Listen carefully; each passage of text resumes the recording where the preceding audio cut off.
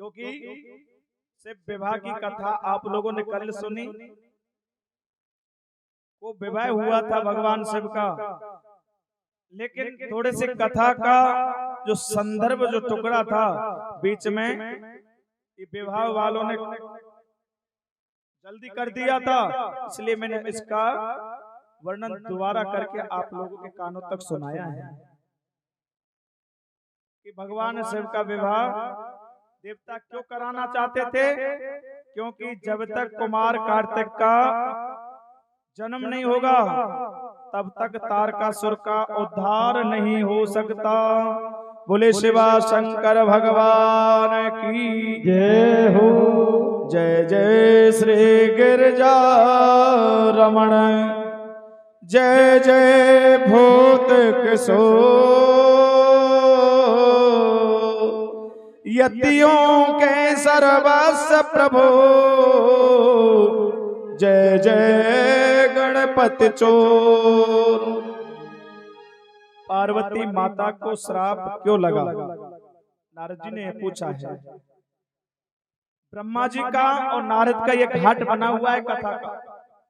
इधर नंदकेश्वर और सनत कुमारों का घाट बना हुआ है, और उधर को नेमी सारण में सूत जी महाराज सोनकादिक ऋषियों को सुना रहे हैं। और यही घाट आपके और हमारे बीच में ग्राम सिंगाड़ा माँ भगवती के पावन इस प्रांगण में माँ भगवती की गोद में की छायाओं में बैठ करके हम और आप सभी श्रीमद् शिव महापुराण ज्ञान यज्ञ का ये जो आयोजन चल रहा है, इसमें आप हम सभी बैठ करके गोता लगा रहे हैं। तो यही प्रसंग की कथा का घाट आपके गांव सिंगाड़ा में चल रहा है, तो ध्यान पूर्वक सुनेंगे।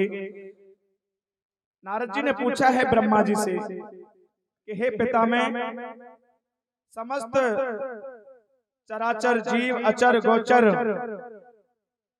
भगवान शिव की समदृष्टि के द्वारा इस सृष्टि में आते हैं, लेकिन सती ने अपने शरीर का जो परित्याग किया, पुनः जन्म लेने की जो कांक्षा हिमालय राजा के यहाँ पार्वती रूप में उन्होंने जन्म लिया, तो इसने उग्र तप किया और सप्त ऋषियों द्वारा इसकी परीक्षा कराई गई। देव ऋषि नारद मां पार्वती के गुरु बने, लेकिन ये हिमालय की कन्या बनी। ये मैना कौन थी पूर्व जन्म में, जो इन्होंने ऐसा परम तेजस्वी मां भगवती का दर्शन किया है। ये मैना का और हिमालय का चरित्र हमें सुनाइए।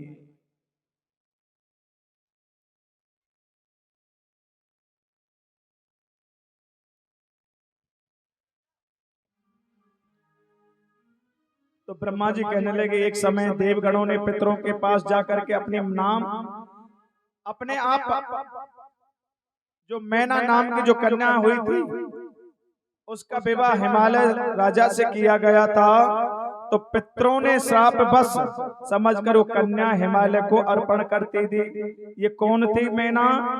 ये देव पितरों की कन्या है, और इनको दहेज के रूप में बहुत सारा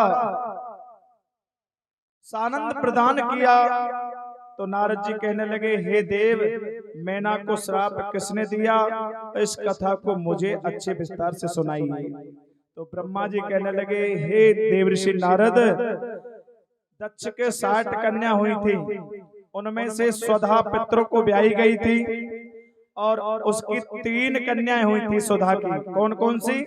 ध्यान से सुनना। पहली कन्या का नाम है मैना, दूसरी कन्या का नाम है धान्या, और तीसरी कन्या का नाम है कलावती। बात समझ में आ रही कि नहीं? दक्ष की 60 कन्या हैं, और 60 कन्याओं में से एक सुधा नाम की जो कन्या है वो पितरों को ब्याही गई, और इन्हीं के यहाँ 3 कन्याओं ने जन्म लिया। पहली कन्या का नाम मैना, दूसरी का धान्या, तीसरी कलावती। एक बार ये तीनों बहन श्वेत द्वीप में भगवान विष्णु के दर्शन करने के लिए गईं, और वहां दर्शन करके बैठ गईं। उसी समय क्या हुआ? सनकादिक ऋषि सनत कुमार वहां आकर के विराजमान हुए, और भगवान को प्रणाम करके सभी सम्मानित करके बैठ गए, लेकिन इन कन्याओं से कहने लगे कि तुम पितरों की कन्या हैं और हमारे आने पर ना तुम खड़ी हुई ना तुमने हमको प्रणाम किया, इसलिए श्रुति वेद को आप लोगों ने जाना नहीं। तुम स्वर्ग से नीचे जाकर के मनुष्यों की स्त्रियां बनोगी। ये श्राप किसने दिया इनको? सनत कुमारों ने। ध्यान से सुनना, धान्या, मैना, कलावती, ये 3 कन्या पितरों की कन्या हुई हैं। और जब ये भगवान के दर्शन के लिए गई, वहीं दर्शन करने के लिए सनत कुमार आए तो उन्होंने खड़े होकर के सम्मान नहीं किया, प्रणाम नहीं किया। तो सनत कुमारों ने श्राप दे दिया कि हे देवियों, तुम जाकर के नीचे जाओगे और मनुष्य की स्त्री कहलाओगे। ये श्राप सुनकर के बहनें कहने लगे, हे मुनिवरो, हमने तुम्हारा क्या बिगाड़ा जो तुमने हमको श्राप दिया है? तो हमारे अपराध को क्षमा करो, हमें ऐसा कोई उपाय बताओ जिससे हमें स्वर्ग की प्राप्ति हो जाए। बार बार विनती की है तीनों कन्याओं ने। तो सनत कुमार कहने लगे, अब हम तुम्हारा शोक का नाशक वचन कहते हैं, उसको ध्यान से सुनो। संसार में विष्णु का अंश जो होगा, हिमालय मृत्युलोक में वर्तमान में जो विष्णु का अंश है जिसका नाम है हिमालय, उनके यहाँ तुम जाओगी। मैना से कहा है तुम उनके गृहिणी बनोगे, उनकी भार्या होगे और इसी की पुत्री पार्वती होगी जिसके द्वारा तुम्हारा कल्याण होगा। और दूसरी जो कन्या है जिसका नाम है धान्या, धान्या से क्या कहा कि तुम जनक राजा यानी शेरध्वज राजा के पत्नी होकर के और तुम्हारे यहाँ परम्बा जगदम्बा जगत जननी लक्ष्मी रूप में सीता जी जन्म लेंगे और उसके दर्शन करने से तुम धन्य हो जाओगे। ये आशीर्वाद दे रहे हैं सनत कुमार। और कलावती से कहा कि तुम वृषभान राजा के अर्धांगिनी बनोगे और तुम्हारे यहाँ श्री जी का यानी राधा जी का जन्म होगा। तुम उसका दर्शन करके और पुनः स्वर्ग की प्राप्ति करोगे। तो तीनों कन्या को पहले श्राप लगा और श्राप तो वापस नहीं हुआ, लेकिन यहाँ सनत कुमारों ने फिर आशीर्वाद दे दिया कि तीनों तुम जाकर के ऐसी एक रानी बनोगी अलग अलग जगह कि तुम्हारे यहाँ शक्ति प्रकट होंगे। एक के यहाँ पार्वती प्रकट हुई मैना के यहाँ, और धान्या के यहाँ सीता जी प्रकट हुई, और कलावती के यहाँ राधा जी का अवतार हुआ। बोले परम्बा जगदम्बा मात भवानी की जय हो।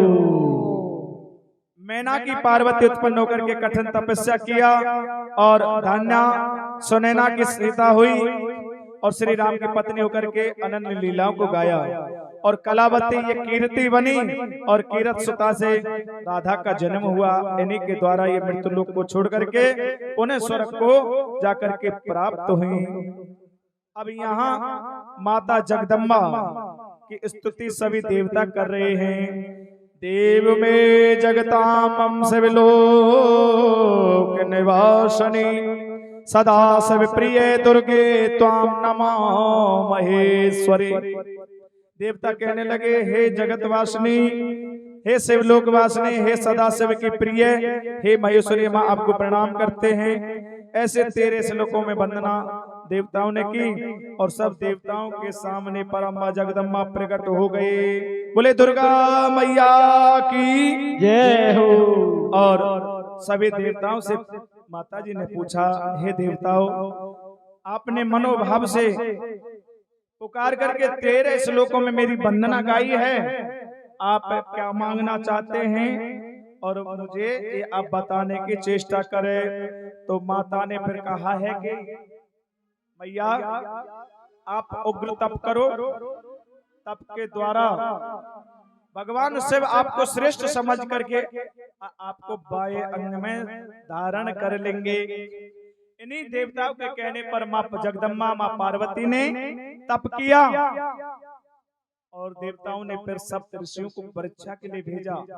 भगवान शंकर नटवेशधारी बन करके आए। बोले नटवेशधारे शंकर भगवान की जय हो। हिमालय में तमाशा किया। हिमाचल राजा बड़ा प्रसन्न हुआ, क्योंकि नट का भेष बना करके, नटवर बन करके मेरे भोले बाबा आए। और हिमाचल राजा कहने लगे आप मांग लीजिए, क्या मांगना चाहते हैं? तो भगवान शिव कहने लगे मुझे कुछ नहीं चाहिए, अगर देना चाहते हैं तो आपके पास में आपकी जो कन्या है जिसका नाम है पार्वती, मुझे चाहिए। अब तो जैसे पार्वती का नाम लिया, हिमाचल राजा इतना कुपित हुआ। अच्छा नट के, तो तेरी इतनी बड़ी हिम्मत, तू हमारी बेटी को लेना चाहता है? और भगवान शंकर अंतर ध्यान हो गए। बोले शिवा शंकर भगवान की। यहाँ पहले तो युद्ध हुआ है हिमाचल राजा और भगवान शिव का, लेकिन ये सब देवताओं की चाल के द्वारा भगवान शिव ने किया, क्योंकि काम को तो समाप्त कर दिया था। और अब सभी देवता पूछने लगे कि जब तक भगवान शिव विवाह नहीं करेंगे तब तक इनके यहाँ कुमार कार्तिक का जन्म नहीं होगा, तब तक तारकासुर का उद्धार कोई कर नहीं सकता, क्योंकि इन्हीं कुमार कार्तिक के द्वारा तारकासुर का उद्धार होगा। तो यहाँ तारकासुर का उपाख्यान और देवऋषि नारद को ब्रह्मा जी ने सुनाया है। पहले पूछा है नारद ने कि हे पितामह, हे ब्रह्मा जी, तारकासुर कौन था जिसने देव समुदाय को पीड़ित किया, और वो किसका पुत्र था, तथा कामदेव को शिव जी ने किस प्रकार भस्म किया?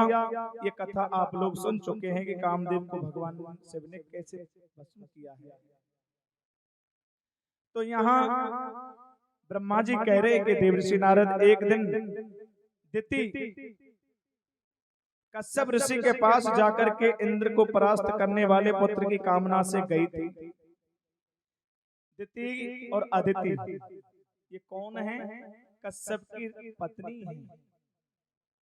वैसे कश्यप ऋषि की 13 पत्नी हुई हैं, लेकिन यहाँ ये